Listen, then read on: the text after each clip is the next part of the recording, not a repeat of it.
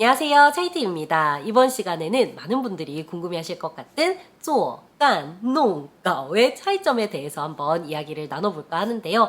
사실 이 내용에 대해서는 질문이 꾸준히 있어 왔기 때문에 한 번쯤은 다뤄봐야 되겠다라고 생각을 했었는데 그게 오늘인가 봅니다, 여러분. 필이 딱 와가지고 제가 준비를 한번 해봤어요. 네, 근데 사실 이 내용 같은 경우는요, 여러분, 중국어를 하는 입장에서는 크게 문제가 되진 않아요. 왜냐면 구분도 명확하게 잘 되고 사용하는데 크게 어려움을 느끼진 않거든요. 그런데 이거를 강의를 해야 된다라고 생각했을 때는 정말 피하고 싶습니다. 미루고 싶어요. 그게 왜냐면은 여러분이 이렇게 보시면 될 것 같아요. 이거는 정말 이 네 단어의 차이점을 공부하기 전에 미리 한번 마음의 준비 삼아서 들어놓기에도 굉장히 좋은 그런 내용인데요. 이렇게 보시면 될 것 같습니다. 첫 번째는 되고 안 되고의 규칙이 없다라는 거예요. 그러니까 일반적으로 이제 유의어를 비교하거나 할 때 이런 카테고리의 단어나 표현에는 쓸 수 있고 이런 카테고리의 단어나 표현에는 쓸 수 없다, 이런 게 이제 나뉘어지잖아요. 그럼 이제 저는 그거를 잘 정리를 해가지고 여러분들에게 전달해 드리면 되는 건데, 이 네 단어 같은 경우에는 이 한 카테고리에 있는 단어나 표현이어도 쓸 수 있는 경우가 있고 쓸 수 없는 경우가 있고, 또 그 이유나 규칙이 굉장히 모호하기 때문에 되고 안 되고의 규칙이 없다, 이렇게밖에 표현을 할 수가 없을 것 같아요. 그러면 이거를 어떻게 배우지? 일단 거기까진 가지 마시고, 아 그렇구나 라는 거, 이거를 조금 여러분들이 생각을 해봐 주시고, 또 하나는 안 되는 건 없다는 거예요.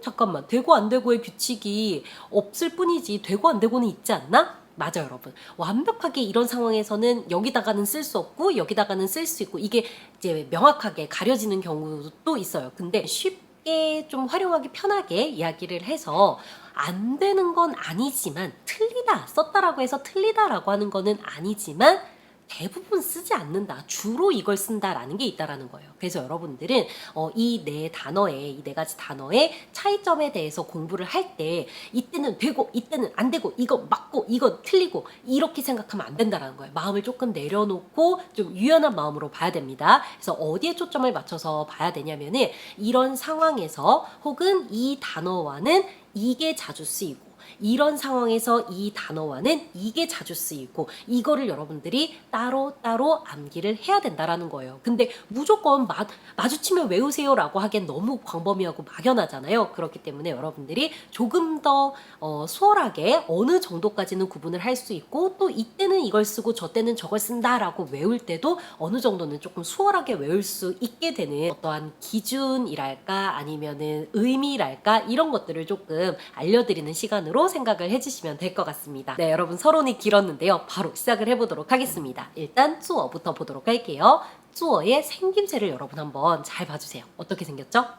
뭘 어떻게 생겨? 왼쪽에 뭐가 있어요, 여러분? 사람 인자가 있죠. 가운데에는 옛꽃자가 있고요. 오른쪽에는 칠복자가 있습니다. 이쪽 저쪽 치는 거예요, 여러분. 네, 그러니까 이렇게 기억을 해보는 거예요. 사람이 옛날 옛적부터 이리저리 쳐내가며 하다, 이렇게 기억을 하는 거죠. 그러면은 옛날부터 쭉 해왔으니까 얼마나 포함 범위가 넓겠어요, 여러분. 네, 그러니까 이 쭈어 같은 경우는 포함할 수 있는 것들이 정말 광범위하게 가장 넓게 있다라고 기억을 해주시면 될 것 같고, 하다 하면은 바로 쭈어를 떠올리셔도 된다라고 기억을 해주시면 될 것 같아요. 네, 자, 그리고 이 쭈어가 하다의 의미를 나타낼 때는 여러분, 구체적인 방법이 있는 하다의 느낌으로 기억을 해주시면 좋아요. 그러니까 쭈어로 뭔가를 하다라고 할 때는 어떠한 구체적인 방법에 따라서 뭔가를 하는구나 라고 떠올려주는 거예요. 이런 대표적인 의미를 매칭을 시켜서 딱 정해두면은 나중에 활용할 때 여러분들이 잘 골라 쓰는데 도움이 될 수가 있으니까요. 여러분 잘 기억을 해두시고요.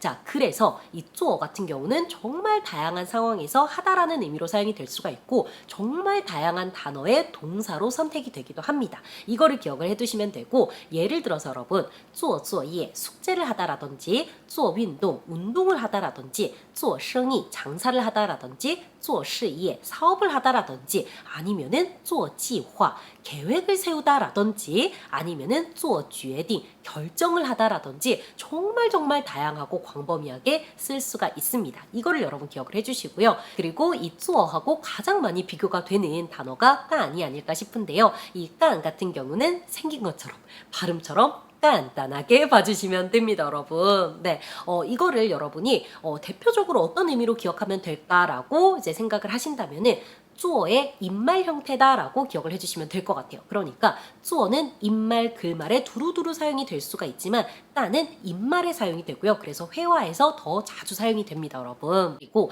어떨 때 做와 똑같은 뜻으로 입말로 회화체에서 자주 사용이 되느냐, 이 경우만 기억을 해두세요.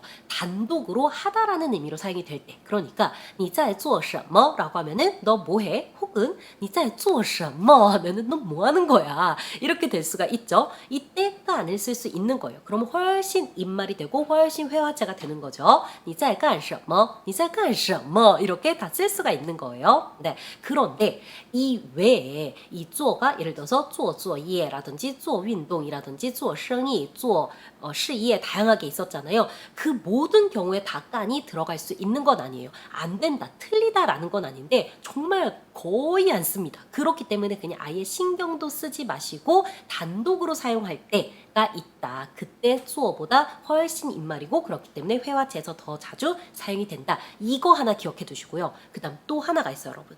뒤에다가 월 붙이는 겁니다. 호에다가 얼 발음 붙인 겁니다. 네, 이거는 또 做는 안 돼요. 무조건 깐밖에 안 됩니다. 그렇기 때문에 여러분들이 이 두 가지만 기억을 해두시면 되는데 이 월 같은 경우는 일이에요, 여러분. 근데 工作 같은 경우는 직업적인 일이잖아요. 근데 이 월 같은 경우는 다양한 종류의 일입니다. 물론 머리를 쓸 수도 있겠지만 대부분은 몸을 써서 하는 노동적인 그런 일이에요. 근데 정말 다양한 일을 다 말할 수가 있어요. 학교에서 하는 일, 회사에서 하는 일, 아니면 공장에서 하는 일, 아니면 농장에서 하는 일, 어떤 종류의 일도 내가 몸을 써서 머리를 쓸 수도 있죠. 머리 쓰는 건 절대 안 돼, 이런 건 아니에요. 근데 대부분 주로 몸을 써서 하는 노동이 들어가는 모든 종류의 일을 하다라고 할 때 월 쓸 수 있습니다. 네, 그래서 깐活 이렇게 아예 통째로 기억해 두시는 것도 좋아요, 여러분. 네. 자, 그리고 계속해서 농을 한번 보도록 하겠습니다. 농 같은 경우는 위에 뭐가 있어요? 구슬옥자가 있죠, 여러분. 임금왕자 아닌가요? 맞습니다. 그런데 이 구슬옥자도 여러분 붓으로 쓸 때 이 모양으로 써요. 그래서 이제 그때그때 구별을 해주셔야 되는데 이 글자에서는 구슬옥자로 봅니다, 여러분. 네.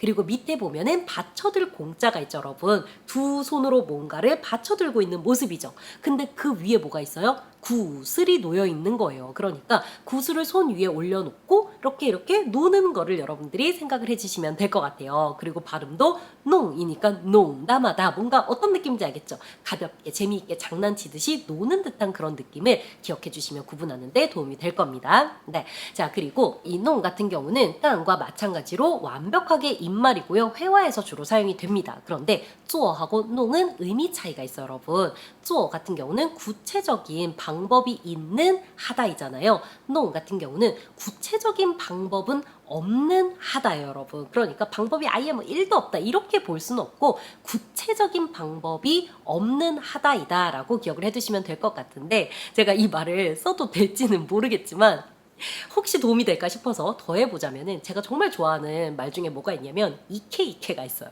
아, 이거 좀 이케이케 해봐 라고 한단 말이에요. 그 이케이케가 뭐예요? 구체적인 방법을 제시한 건 아니지만 이렇게 저렇게 상황에 맞춰서 봐가면서 어떻게 좀 잘 하다라는 뜻이잖아요. 그게 바로 인농이다 라고 생각을 해주시면 될 것 같아요. 그리고 인농도 여러분 做가 사용되는 곳에 인농을 넣어서 쓸 수가 있어요. 농事业 쓸 수는 있어요, 여러분. 물론 완벽하게 안 되는 것도 있는데 그래도 이제 거의 대부분 농을 써도 틀리는 건 아니다라고 볼 수 있는 게 정말 많습니다. 그리고 그렇게 농을 쓰게 되면은 정말 뭔가 진지하게 뭔가를 딱 방법에 맞춰서 하다라는 느낌보다는 가볍게 한번 이렇게 좀 하는 그런 느낌이 있기는 해요. 그런데 그렇게 구분해서 사용을 하기에는 농을 그렇게 다 이제 쭈어가 사용하는 곳에 다 넣어가지고 사용되는 경우는 거의 없기 때문에 그냥 안 쓴다라고 보시고 단독으로 사용하는 경우만 여러분 봐두세요.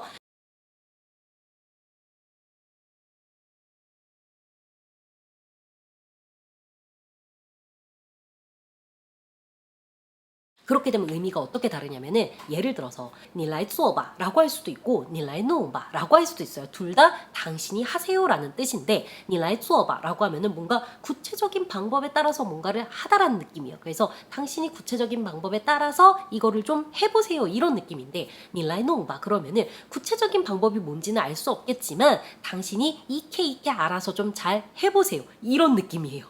어떤 느낌인지 여러분 아시겠죠? 그 다음에 이 농이 가지고 있는 두 번째 특징적인 뜻이 있어요. 뭐냐면은 바로 실수로입니다, 여러분. 네. 자, 그래서 이게 坏了 고장나다 아니면은 丢了 잃어버리다 아니면 脏了 이제 더러워졌다 이런 얘기할 때 있잖아요. 그때 앞에다가 농을 붙여서 씁니다. 예를 들어서 我把这个弄坏了라고 하면은 내가 이거를 실수로 망가뜨렸다가 될 수도 있는 거고 我把钥匙弄丢了라고 하면은 내가 열쇠를 실수로 잃어버렸다가 되는 거고 我把衣服弄脏了라고 하면은 내가 옷을 실수로 더럽게 만들었다가 되는 거고 이런 식으로 정말 많이 씁니다. 이렇게 쓸 수 있는 건 농이 가장 많이 사용이 되는 것 같아요. 네, 그래서 이거를 여러분들이 기억해 주시면은 농은 이런 느낌으로 이럴 때 많이 쓰는구나 아실 수가 있을 거고요. 자, 그리고 이제 마지막으로 가오를 보도록 할 건데요. 가오 같은 경우는 왼쪽에 손숫자가 있고 오른쪽에 높을 고자가 있죠, 여러분. 손숫자는 그냥 손으로 이렇게 하다 이렇게 가볍게 여러분이 봐주시고 높을 고자에 집중해서 기억을 해주세요.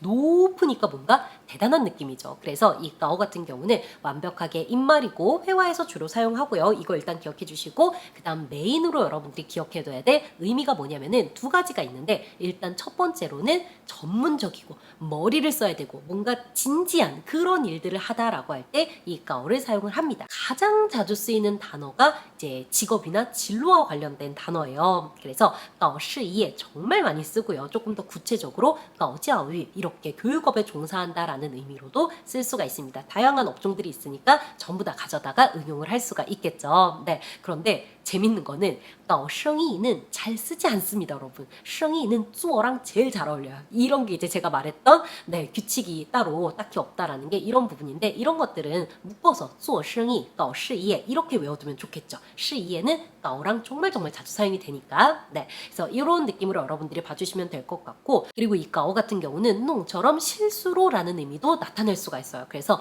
弄坏了, 搞坏了 어떻게 써도 괜찮습니다. 이때는 큰 의미 차이가 없으니까 이렇게 기억을 해두시고 단독으로 썼을 때 이 가오가 가지고 있는 특징적인 의미가 또 뭐가 있냐면은 뭔가 고의적이고 계산적인 그런 게 있어요. 그래서 이거 같은 경우는 이제 做, 干, 弄, 가오를 단독으로 하다라고 썼을 때 자주 말하는 문장들을 가지고 와서 비교를 해가면서 여러분들에게 설명을 좀 드려보도록 할게요. 자, 그럼 일단 첫 번째로 너 뭐해? 라는 말을 이 네 개의 단어를 사용을 해서 한번 말해보도록 할게요. 你在做什么? 라고 하면은 가장 기본적인 너 뭐해?가 되는 거고 你在干什么? 라고 하면은 你在做什么와 같은 뜻이지만 완벽하게 입말, 완벽하게 회화체의 표현이 되는 거죠. 그리고 你在弄什么? 라고 하게 되면은 너 뭐해? 라는 뜻이지만 조금 더 가볍게 이케이케 하는 느낌을 담아서 이제 이야기를 하는 거죠. 在弄什么? 뭘 이렇게 하고 있어? 이런 느낌인 거죠. 그런데 你在搞什么? 라고 하면은 이 搞의 고의적인 계산적인 의미가 또 있다고 했잖아요.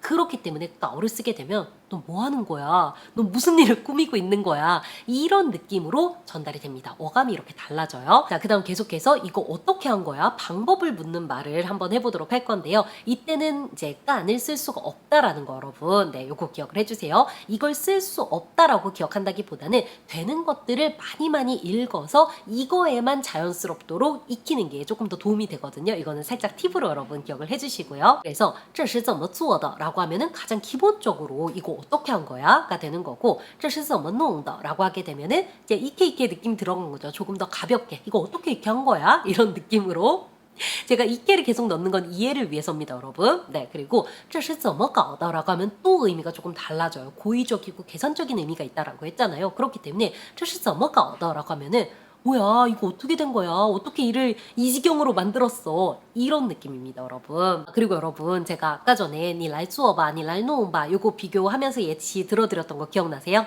네, 이 표현 같은 경우는 你来做吧, 你来干吧, 你来弄吧 다 되는데 你来搞吧는 안 됩니다. 네, 당신이 이거 좀 이렇게 잘 해두세요 라는 건데 가오에는 고의적이고 계산적인 그런 의미가 있으니까 안 어울리긴 하죠. 그래서 대표적인 의미를 알고 있으면은 안 될 때 아 이래서 안 되나 정도의 유추 정도는 해볼 수 있으니까 다시 한번 잘 기억을 해보시고요. 네, 의미 차이는 이제는 여러분들이 아실 것 같아요. 你来做吧 가장 기본적인 거. 你来干吧 의미 똑같지만 완벽하게 입말, 완벽하게 회화체. 你来弄吧 그러면은 그냥 뭔가 구체적인 방법으로 이제 하세요가 아니라 아 당신이 이렇게 좀 하세요. 이런 느낌이라는 거. 요 정도로 여러분들이 받으시면 될 것 같아요. 네, 자 이렇게 해서 제가 做, 干, 弄, 搞 이 네 가지의 차이점에 대해서 이야기를 좀 해봤는데요. 어떠셨나요, 여러분?